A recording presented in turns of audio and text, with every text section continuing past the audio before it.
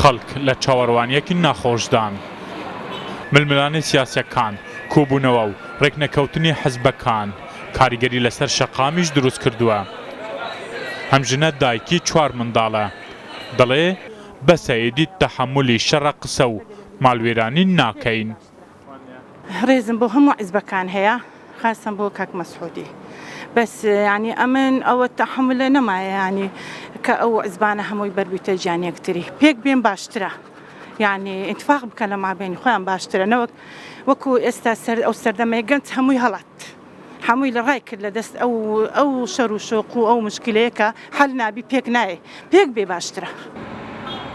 لە پەیامەکەیدا سەبارەت بە پرسی سەرۆکایەتی بارزانی وەکو سەرۆکی هەرێمی کوردستان بەرچاوڕوونی زیاتری بە خەڵک داوە کە لە حاڵەتی گەیشتن بە بنبەستدا ئەم خەڵکە دوا قسەی خۆیان دەکەن. بۆ ینی خەڵک زیاتر چاوەڕێی ئەوە ناکات ئەو حیزبولایەن و سیاسانی کە ناگەنە بە سازان بە هیواداریم لەم چەند ڕۆژی داهاتوو بگەنە سازان ئەگە هەر نەگەیشتن خەڵک چاوەڕێوان ناکە خەڵک بڕیاری خۆیەدا. تەنیا 9 ڕۆژ ماوە خۆلی ویلایەتی سەرۆکی هەرێمی کوردستان کۆتایی پێبێت.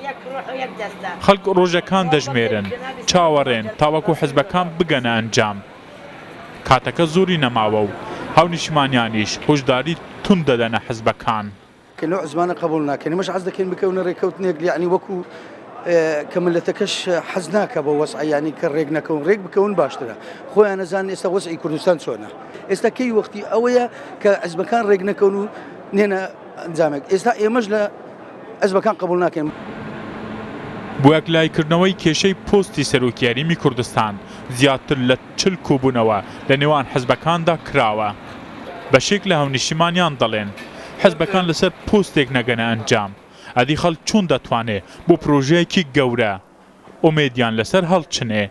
کاتێ لە ناو خەڵک و بازاردا گوزەر دەکەی دەبینی هاونیشتمانیان دانەوەی ژیانێکی ئاسایی و بێگرفتیان هەبێتن بەڵام خۆ لە ناخیاندا نەگەیشتن بە سازان و هەڕەشەی دوو ئیدارەی و شەڕ هێشتا مەترسیەکی گەورەیە.